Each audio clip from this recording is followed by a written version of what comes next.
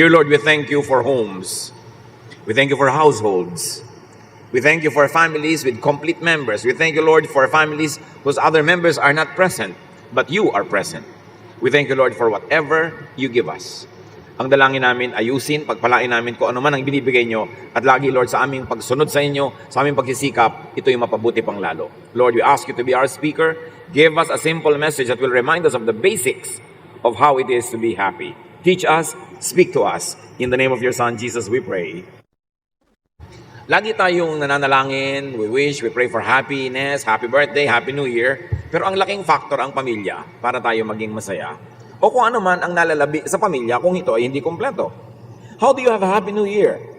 It's important to have a happy home. So ang mga paalala ay gamot daw, sabi ng matatanda, sa taong nakalilimot.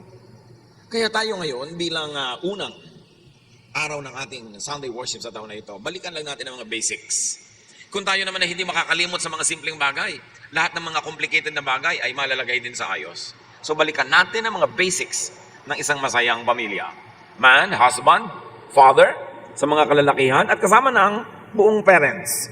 Be godly. Yan ang number one duty ng tatay, ng padre de pamilya, maging makadiyos. Hindi lang maghanap buhay, kundi maghanap biyaya. Pagka ang magulang, lalo yung head of the family ay makadiyos, dumadali ang pagdaloy ng pagpapala sa buong pamilya. At pagka yung magulang o yung head of the family ang hindi makadiyos, magulo, napakadali ring pasukin ng kadiliman ang isang mag-anak. Halimbawa si Cornelius, isang Roman official, pero God-fearing, bagamat hindi siya Jew, Acts 10:2. Cornelius was a very religious man. He worshipped God and so did everyone else who lived in his house. He had given a lot of money to the poor and was always praying to God. Ito ang description kay Cornelius bilang isang head, not only of his family, but also of his household. And the whole house was blessed. Si Pedro, binigyan ng Diyos ng pangitain na magpunta sa bahay ni Cornelius para dala ng pagpapala ang kanyang sambahayan dahil doon sa head of the family. Mga heads of the family, kayo man ay tatay o nanay o kuya o ate, kung ano man ang nalalabi na leadership sa inyong pamilya, ang number one na tungkulin, duty and privilege, is to be godly. Pag makadiyos ka, kasunod na ang lahat. Be gentle. Ito ang isang balancing act ng isang leader. Dapat siya ay firm, dapat siya ay matibay, matapang, pero maamo, banayad sa lahat ng ibang bagay. Ephesians 6:4, parents, don't be hard on your children. Raise them properly. Teach them and instruct them about the Lord. So ang tatay, ang nanay, ang head of the family, sila dapat ang spiritual leader. At lalo kung nandun ang tatay at nanay pareho, yung tatay pa dapat ang spiritual leader. Hindi pang babae lang ang relihiyon. Hindi pang babae at pang bata ang Diyos. Dapat yung mga nangungunang kalalakihan sa pamilya, o kung babae ang nangunguna, sa kawalan ng kalalakihan nangunguna, unahin ang pagiging banaya ng ugali, mapagmahal. Kasi kung tayo ay mapagmahal sa ating mga anak, we produce happy children, and happy children make a happy home, and a happy home creates a happy adulthood for everybody. Marami mga pag-aaral sa psychology, psychiatry, and even sa sociology na nagpapatunay na pagka pangit, masaklap, masakit, mapait, malungkot ang pagkabata ng isang tao, madalas nakakaroon siya ng mga sakit na pangdamdamin na nagiging mahirap siyang makasundo, makasama pagtanda niya, o kaya nahihirapan siyang makipagkapwa-tao. Nahihirapan siyang magtiwala, nahihirapan siyang umibig kasi pinalaki siya na salat sa pagmamahal. Ang laki ng pananagutan ng mga tatay at ng mga nanay sa social problems ng isang bansa. Kasi ang social problems are created by people. And usually people who create social problems are people who came from broken, sad, bitter homes. Kaya para gumawa ng isang matibay na republika, dapat ang bahay, ang tahanan, matibay, masaya. Kasi doon pinalalaki, hinuhubog ang utak ng bawat miyembro. Sa mga kababaihan naman, woman, wife, mother, at isama na rin natin ang mga father. A good father is also a good mother and partly a mother. Be efficient and fruitful. Dapat ang babae, mabunga, maraming trabaho, maabilidad, hindi lang pambahay. Kahit nung araw pa, unang panahon, maski sa Israel nung unang panahon, ang mga napakahuhusay na babae ay hindi lang pambahay. Kaya yun i-describe yung Napaka-ideal woman sa Proverbs 31. A truly good wife is the most precious treasure a man can find. Her husband depends on her, and she never lets him down. She knows how to buy land and how to plant a vineyard, and she always works hard. She makes clothes to sell, she takes good care of her family, and is never lazy. Yun daw ang mahusay na babae. Magaling sa bahay, magaling din sa paghahanap buhay, magaling mag-sideline, kumikita, hindi lang nakaasa sa husband. Meron sariling kita, meron sariling abilidad. At pagka ganon, mas magandang diskarte sa pagiging ina, sa pagiging asawa, dahil productive, at dahil magandang halimbawa sa kanyang mga anak. At hindi lang yon, siya ay nakadadagdag sa kariwasaan ng tahanan. An abundant home is easier to become a happy home. Mahirap namang sumaya kung gutom. Mahirap sumaya kung laging kulang. Kaya napaka-ideal na ang babae ay magaling din maghanap buhay. In fact, mas nagkakaroon siya ng magandang pakikitungo sa kanyang asawang lalaki kung siya may sariling income. Kasi yung kabaitan niya, kabutihan niya, likas, hindi lang dahil umaasa kasi siya. At pagka hindi siya binigyan, ay mawawalan siya ng support. It creates a better person if you are not dependent on others. Your kindness becomes natural and you are not kind out of necessity. So sa husband and wife, sa couple, ano ang old-fashioned but very important and always true na payo? Be faithful. Kailangan pa bang i-memorize yan? Couples should go back to old-fashioned faithfulness to each other.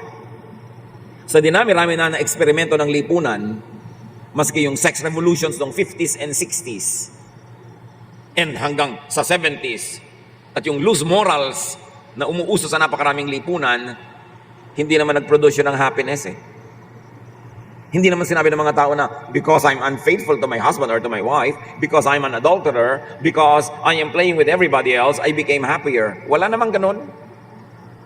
This unfaithfulness business of the couple, is a failure. It's a grand social failure. Not to mention that it's a grand moral failure.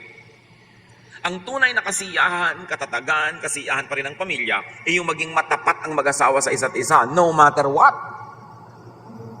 Siyempre, as is where is, na yung napangasawa mo, yun na talaga ang dibdibin mong partner sa buhay. Tanggapin mo na ang lahat ng kulang, i-enjoyin mo ang lahat ng maganda at magagaling na bahagi nun, at tanggapin mo yung kulang. Kasi yung mga kulang sa asawa mo, pag hinanap mo sa iba, may makikita kang nasa iba yung kulang na yun. Pero yung makikita mong iba na yun, may ibang kulang na naman yun.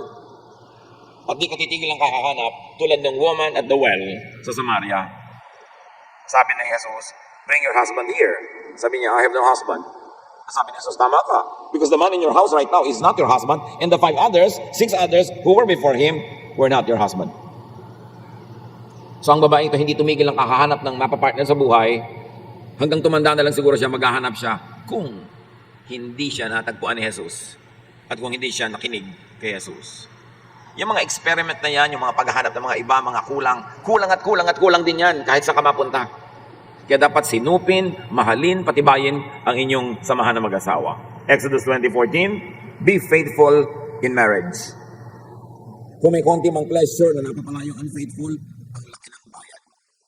Ang laki ng social cost, moral cost, and even financial cost. Proverbs 5:18, mga lalaki ang pinapayuhan, pero syempre, good for women din ang payo. Be happy with the wife you married when you were young. Sa ganun, maging masaya ka.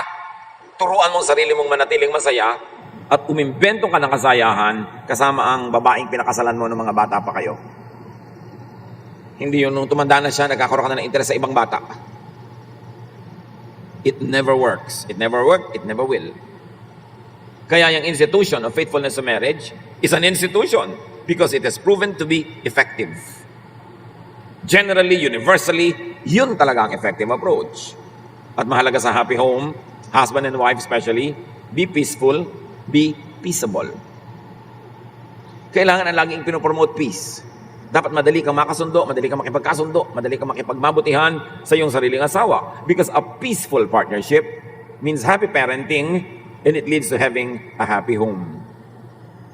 Mahirap sumaya ang bahay na nag-aaway ang tatay at nanay. Mas madaling pasayahin ang lahat kung gagawa sila ng paraan na magkasundo. Proverbs 15:17, a simple meal with love is better than a feast where there is hatred. Ang sinasabi lang sa atin, simplify to have more space for happiness. Kung magkakaroon ng kaligayahan, kapayapaan, katahimikan, contentment sa simpleng pamumuhay, tama na ang simple kaysa maluho, magarbo, pero complicated. Kaya yung mga pamilya na binibless ng Panginoon na yumaman ng higit sa dati, o dating hindi nga mayaman, tapos yumaman, dapat huwag niyong payagan na ang inyong pag-asenso, pagyaman, pagkakaroon ng mas maraming pera o mga kabuhayan, ay maging hadlang para kayo maging masaya. Huwag payagan na kung nagkapera ka ngayon, ibinabahay mo na tuloy si Kulasisi. Mabuti pa wala ka nalang pera para wala kang pambahay sa kanya kaysa merong ganon. Yung nagkaroon ng pera yung mga anak, nagkabisyo-bisyo, nagkawindang-windang ang buhay dahil yumabang. Dapat walang ganon. Pag pinagpapala ka ng Panginoon, binigyan ka ng mas marami ngayong pera kaysa dati, mas dapat kang matapat sa Panginoon at sa isa't isa. Hindi yung gagamitin mo yung blessing as a tool para ka maloko ng demonyo.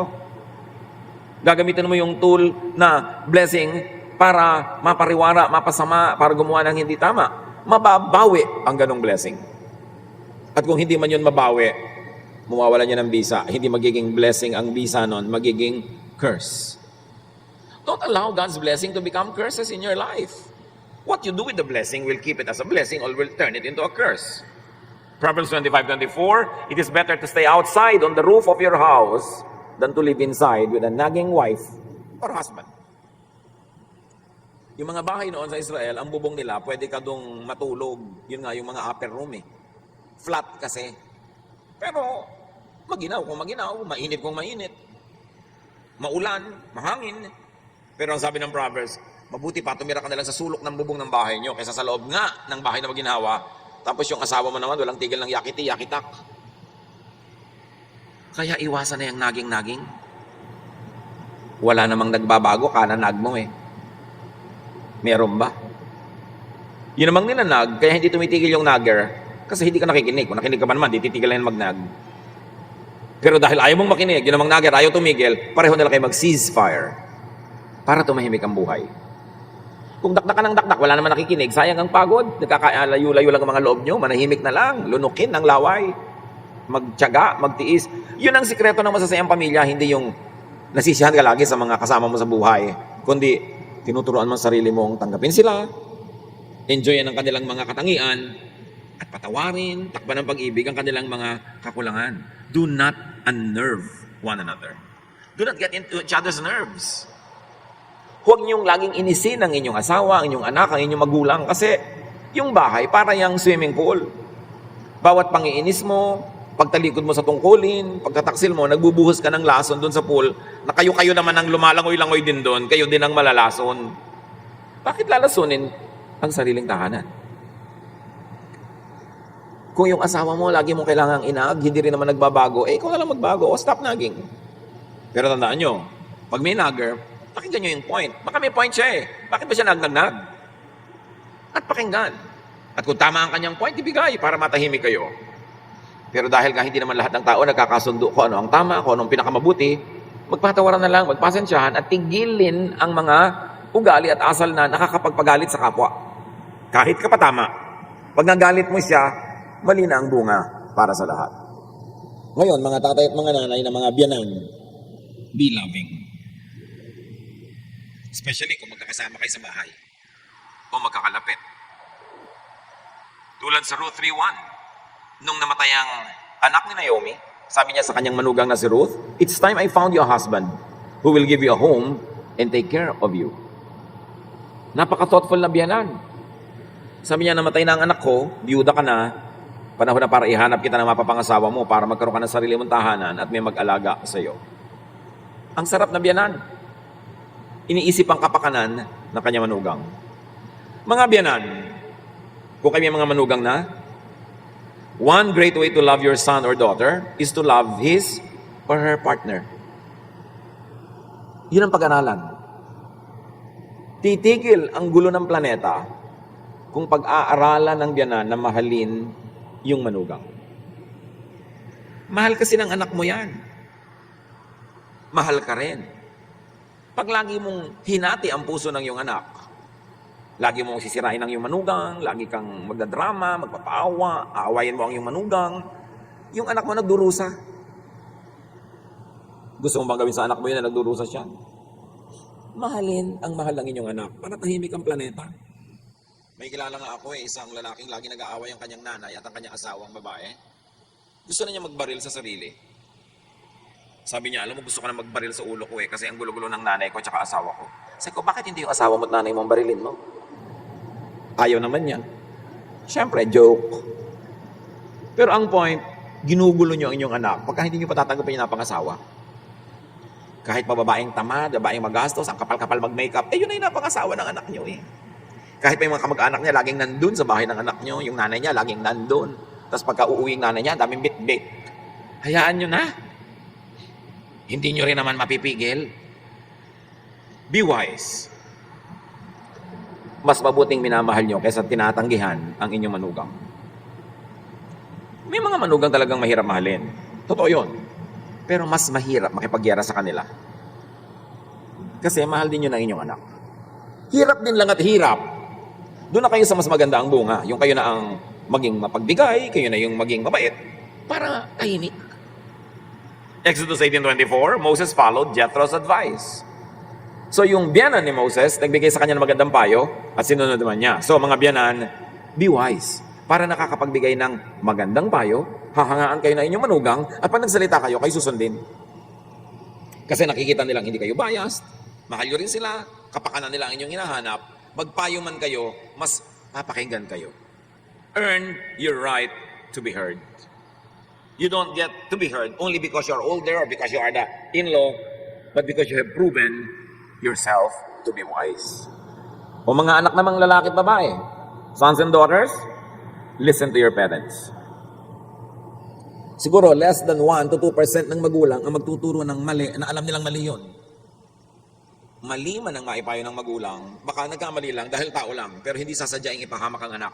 So, general rule, makinig kayo sa inyong mga magulang. At kung sakali ang sinasabi ninyo ay talagang labag sa karunungan, katalinuhan, sa common sense, ipaliwanag nyo ang inyong pagtanggi sa isang magalang na paraan. Pero, kung pipili lang kayo ng susundin, kalooban nyo o kalooban nila, lalo kayo mga menor de edad, makinig kayo sa magulang nyo. Kasi hindi kayo ipapahamak na magulang. Kabutihan nyo ang laging iisipin nila. Proverbs 6:20, obey the teaching of your parents. Akala nyo ba kung may internet, kung may mga school, mas marurunong ang mga kabataan kaysa matatanda? No. Those who are in the information age, in the information technology, are only better informed. It doesn't mean that they are wiser. It takes time to be wise. It takes living a life, a long life, to be wise. You could be better informed, but what you do with that information has no guarantee that it would be a wise interpretation of the information that you know. Hindi ko mas maraming facts na alam ang bata, mas mahusay na ang kanyang utak. Kaya kailangan laging nagde-defer, nakikinig sa elders. Ephesians 6:1-2, children, you belong to the Lord, and you do the right thing when you obey your parents. The first commandment with the promise says, obey your father and your mother. Go back to that old-fashioned template na sumunod. Mga bata kasi akala nila, alam na nila. Lalo ang mga bata ngayon, mas maagang kumikita ng pera, mas maraming pera ang kabataan ngayon kaysa nung araw. And sometimes they interpret their financial independence as really independence from the spiritual guidance of their parents. Yun yung blessing na nagiging curse. Dapat kahit may kotse ka, kaya mong lumayas ng lumayas, umandar ng umandar, makikinig ka pa rin sa magulang mo, pagka pinipigil ka. Marami kang pera, pero pinipigil ka rin ng magulang mo sa ganung mga uri ng puntahan at gagasusin, makinig ka pa rin. Don't let that blessing, material blessing, the freedom that society gives you now, don't turn it into a curse. Listen to the wisdom of those who have lived a life longer than yours. And children, bring joy to your home. Not problems, not troubles. Ang iuwi niyo sa bahay, kasiyahan. Magbabalita kayo sa magulang nyo yung maganda, yung masaya. At kung meron mang hindi maganda, hindi masaya, dahil lang beyond your control. Bawat isa may pananagutan na mag-ambag sa ikabubuti ng pamilya. Alam namang tatay mo lang yung nagpapabuti ng pamilya nyo, tapos lahat kayo winawaldas nyo yung pamilya nyo. O nanay lang yung gumagawa ng mabuti, tapos yung tatay hindi, mga anak hindi. O anak lang ang gumagawa ng mabuti, yung mga magulang hindi. It will never work. It will have to be everyone's effort. Home nyo yan eh. Dapat lahat may contribution. Proverbs 15:20, children with good sense make their parents happy, but foolish children are hateful to them. Mga anak, mga kabataan, sa ginagawa nyo, huwag nyo lang isipin ang inyong kasiyahan. Isipin nyo rin mabigyang kasiyahan ng inyong mga magulang sa inyong mga pinagagagawa. Pag ginagawa nyo, maganda, mabuti, nag-e-enjoy kayo, mag-e-enjoy din ang mga magulang nyo. Kahit kayo yung primary beneficiary ng ginagawa ninyo. Basta't mabuti at tama, mag-e-enjoy din sila. Pero hindi yung pleasure ngayon, bukas, sorrow and pain and bitterness, makinig kayo sa inyong mga magulang. Mas maraming napapahamak sa hindi pakikinig sa magulang kaysa sa pakikinig. Ngayon, mga manugang, son and daughter-in-law, like the parents-in-law, be loving. Gaano karami sa inyo dito ang may biyanan? Bihira naman ang katulad ni Eva at Adan, napakapalad, walang biyanan. Pero after them, everybody else had. And now everybody else has. Be loving. Si Naomi, napakabuti kay Ruth. Ang manugang niyang si Ruth, lalo namang mabuti kay Naomi. Ruth 1:16, sabi kasi ni Naomi, umuwi ka na sa sarili mong bayan, patay na ang anak ko na asawa mo, mag-asawa ka, have your own life. Ruth answered, please don't tell me to leave you and return home. I will go where you go. I will live where you live. Your people will be my people. Your God will be my God. Biruin yung manugang to. At ako, may mga kilalang magbiyanan talaga, ganyan ka-sweet. Makita mo lang sila, sumasaya ka na. Magbiyanan na talagang daig pa ang tunay na mag-ina. Nagmamahalan sila. One great way to love your partner is to love his or her parents.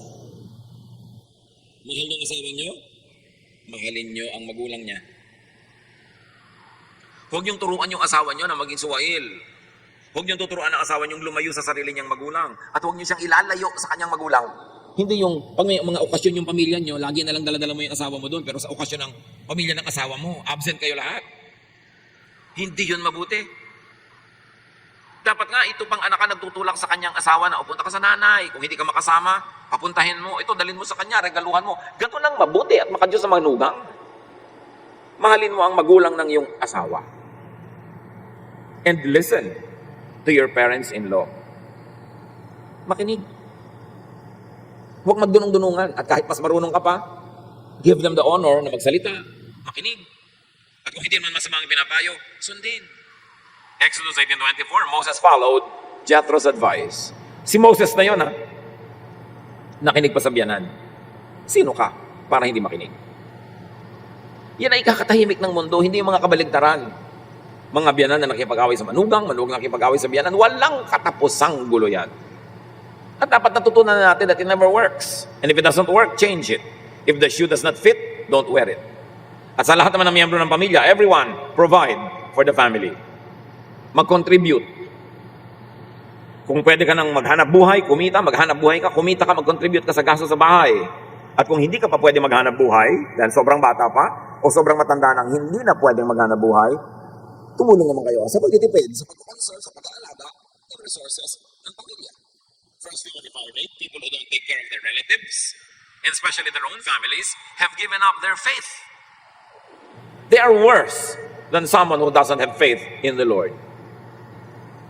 Ang sino man daw na hindi kumukupkop, tumatangkilik, tumutulong sa kanyang sariling pamilya, ay tumalikod sa Diyos. Mas masahol sa mga taong walang pananampalataya sa Diyos. So, being good to your family is high religion.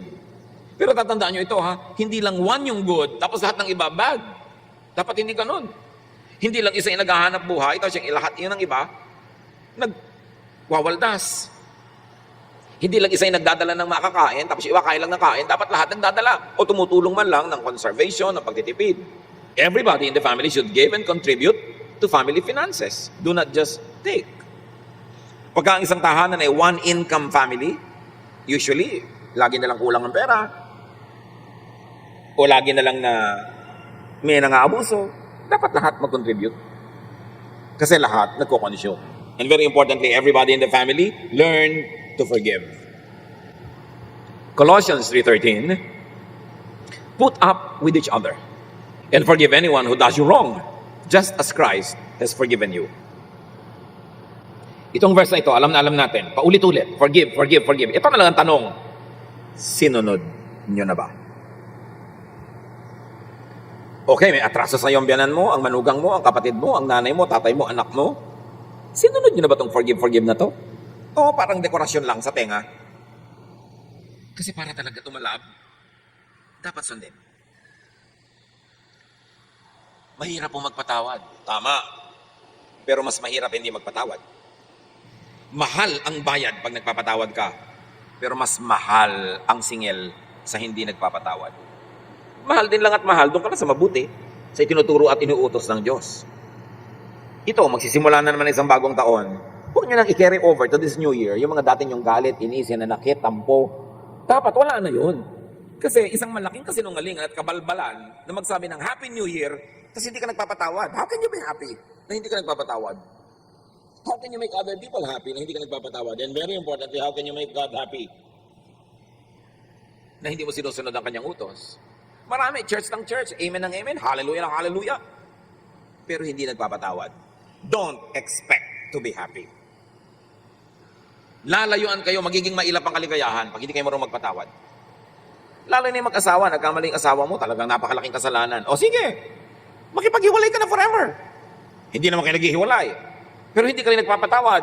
Eh di kalahating impacto, kalahating santo, kalahating demonyo, kalahating masama, kalahating mabuti, kalahating hindi mabuti, kalahating langit, kalahating impyerno ang buhay mo.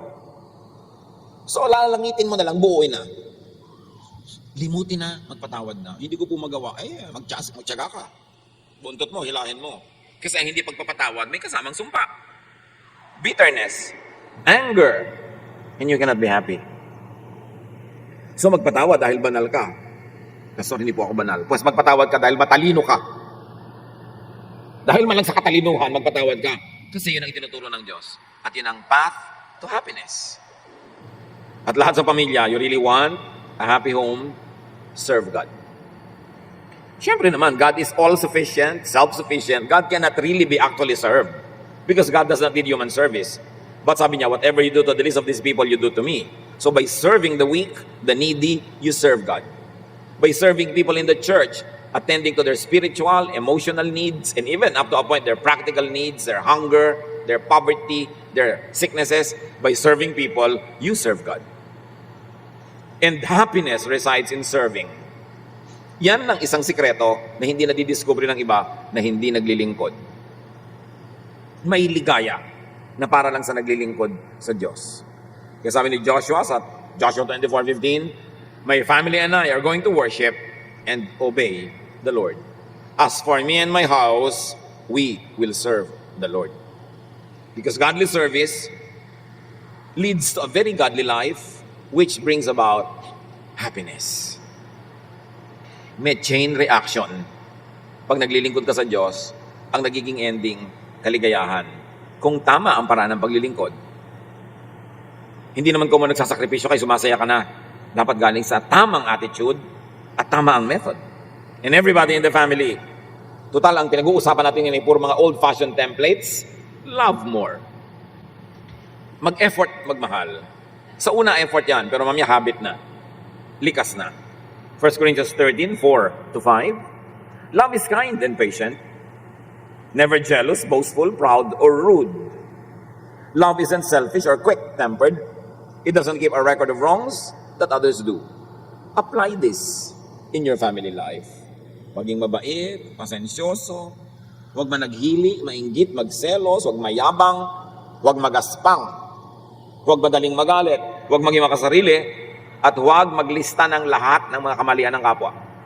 Limutin, ilista sa tubig ang mga pagkakamali ng family members.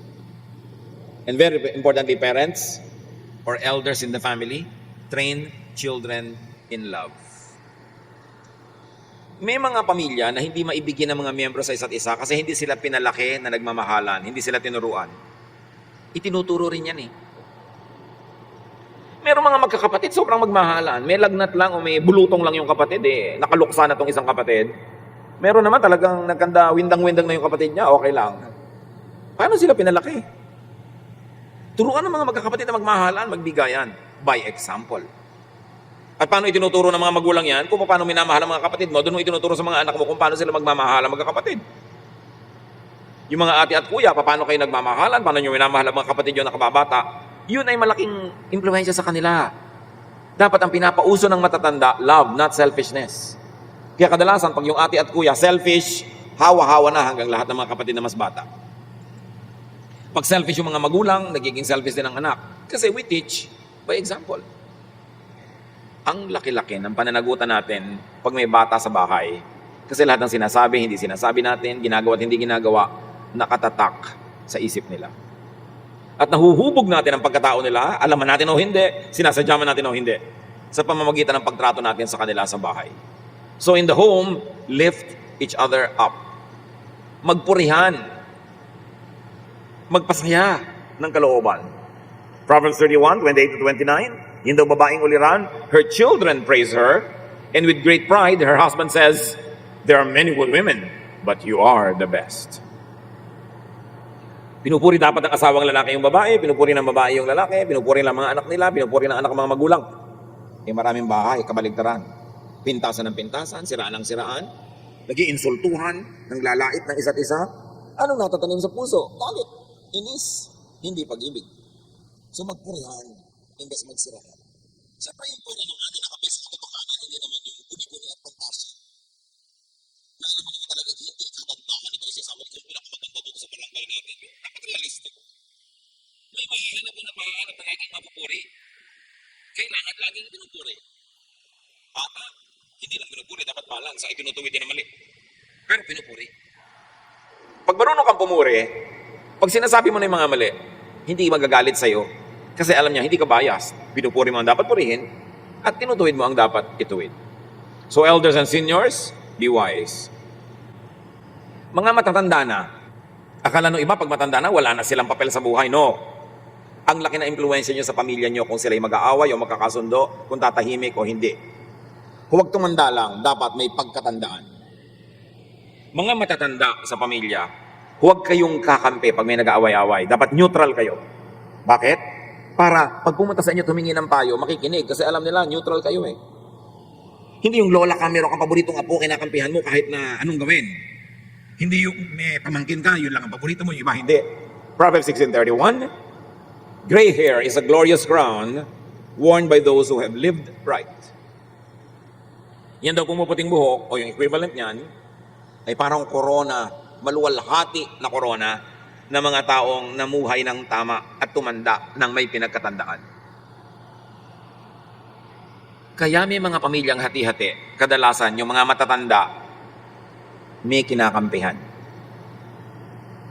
Pag ikaw ang pinakamatanda, wala ka dapat kakampihan para ikaw ang Supreme Court. Lahat ng mga sumbong, pag dinala sa'yo, nagbigay ka ng payo, makikinig sila. Pag sinabi mong, o ikaw, ibigay mo na sa kapatid mo yung piano, o ikaw, huwag mo nang agawin yung kaprasong bukid. Pag nakinig sa'yo, nakahil, alam nila, wala kang kinakampihan. Pag yung pinakamatanda sa pamilya, ay hindi pinapakinggan. Dahil, kakampi niya yung group 1, kaya yung group 2, galit din sa kanya, nawalan ka na ngayon ng karapatan maging matanda ng pamilya. Dapat ikaw yung pinakamataas na hukuman na pag ikaw nagbigay ng pasya, makikinig ang lahat. Dahil alam nila, kang iniisip mo lang ay para sa kabutihan ng lahat. So ulitin ko yan mga matatanda, kasi maraming matanda mahilig dito. Huwag kayong kakampi-kampi. Dapat neutral. Kahit sa loob ng puso nyo, may kinakampihan kayo. Pag ipinakita nyo yon, mawawala na kayo ng kapangyarihan na maging hukom pag kami nagsasabi sa inyo mga members ng family. Because you will no longer be credible. Kailangan sikilin yung damdamin na may pinapaboran. Maging neutral para may saysay ang inyong old age at may makinig pag nagsasalita kayo. Hindi kayo sinusuway kasi alam nilang kabutihan ng lahat ang mahalaga sa inyo. Mga matatanda, unite, do not divide the family. Sad to say, may mga magulang, sila pa yung dahilan, kaya yung mga anak at manugang nila nag-iwalay. Imbes, pauwiin yung anak na nagtatampo doon sa asawa, dito ka na lang, huwag ka na bumalik sa kanila. Dapat anak, may asawa ka na, bumalik ka doon. Itama mo ang mga mali mo, at yung mga mali ng asawa mo, dalhin mo siya dito, kakausapin ko siya. Makikinig ang manugang sa inyo pag alam nilang hindi kayo kamping-kampi sa anak nyo. Kundi ang kinakampihan nyo, yung totoo, yung makatwiran, yung maganda. Huwag lang yung konsintihin ng anak. Dapat kita din ng manugang nyo na kinakampihan nyo rin siya pag siya ang tama. Para hindi kayo mawala ng persuasive power. Hindi kayo mawala ng saysay. Dahil pag bumuka ang inyong bibig, kayo ipapakinggan. Huwag hatiin ang pamilya. Kung kayo may mga anak, magpapamana kayo, be fair. Huwag lang yung paborito nyo ang maraming-marami kasi anak nyo lahat yan. Pagka ang matanda kasi ang may paborito, nagkakanda, windang-windang ang buong mag-anak. Dapat neutral. Dispense wise and godly counsel when asked and when needed. Hindi ko mamatanda, bigay kayo ng payo, hindi naman kayo tinatanong. Dapat antayin nyo rin hanggang kayo ng payo. Earn your right to be heard. So, ito ang isang pinakamalaking tukso sa matanda. Nabigyan ng hatol ang lahat ng kaso. Dapat hayaan nyo rin yung mga bata mag-isip kung ano gusto nilang gawin sa buhay nila. Iba na ang panahon, may mga iba ng method, ibang pamamaraan, ibang mga pagpapahalaga. Hindi natin kailangang isiksik ngayon kung ano ang pamamaraan natin nung unang panahon. Pero kung tayo ay nakikita nila niya neutral, matalino, tatanungin at tatanungin nila tayo. So mas mainam, antayin natin tayo'y tanungin kesa kada liko ng mukha natin, lahat ng titingnan natin tayo nakikialam, nanghihimasok, nagpapayo. Makakainisan tayo nun. So pati mga matatanda, dapat ding lumagay sa lugar na inaantay nyo matanong kayo. Hindi kayo laging nagdidikta sa mga tao kung anong gagawin. Kasi yung panahon ninyo ay noon yun. Live in the present. Makibagay sa panahon. Huwag ibalik ang ngayon sa kahapon. Hindi yun mangyayari. Dapat pag-isipang mabuti kung ano ang mga karunungan ng kahapon na maaaring magamit hanggang ngayon. At ilagay ang sarili sa tama para hindi tayo nalalapastahan. Be as independent as possible. Mas maganda yung kung kaya ng katawan, mas independent ka. Hindi lagi kang merong demands. Mas magiging kaibig-ibig ang takbo ng buhay kung kahit ikaw, kung kaya ninyo, kaya natin, mas independent tayo. So lahat naman ng mga miyembro ng pamilya, defer to, respect, and be sensitive to seniors. Mas marami silang wisdom. Kahit mas marami tayong information na nakuha sa Google ngayon, iba ang wisdom ng may edad. At huwag na natin hintayin na sila yung magpayo without being asked. Humingi na tayo agad ng payo. Kasi it makes them feel good. Nagiging mahalaga pa sila, lalo't kung ang payo nila ay may saysay. Home life, especially childhood, very often shapes lifelong mindset, values, and psyche. Kung ano ang korte ng iyong tahanang nilakihan, kadalasan yun ang nagiging korte ng iyong utak. Liban na lang, sobra kang galing at talino na nalalampasan mo ang mga limitasyon ng iyong kabataan. At may mga ganon. Pero maraming tao, a great majority, hindi nila nalalampasan yung korte ng kanilang bahay ng araw. Nagiging ganon din sila. At nagiging ganon din ang mga tahanan na nilikain nila pag sila na ang mga magulang. Whatever you were not happy with when you were a child, at may sense naman na hindi naman talaga nakakatuwa yun, huwag nyo nang ulitin sa mga bagong tahanan na kayo na ngayon ang namumuno. Kung ano man naging kapintasan ng ating mga lola at lolo, mga magulang, huwag na natin maging kapintasan kung tayo na ang magulang. Natuto tayo sa mga leksyon ng nakaraan para lalo mapabuti ang bawat isa. Make your home as happy as possible, especially for children and for seniors. Dapat ang tahanan very child-friendly and senior-friendly. Bakit? Children and seniors are usually bound to the house. Sila ang laging nasa bahay at sila ang walang laya at walang kakayahan na laging umalis ng bahay.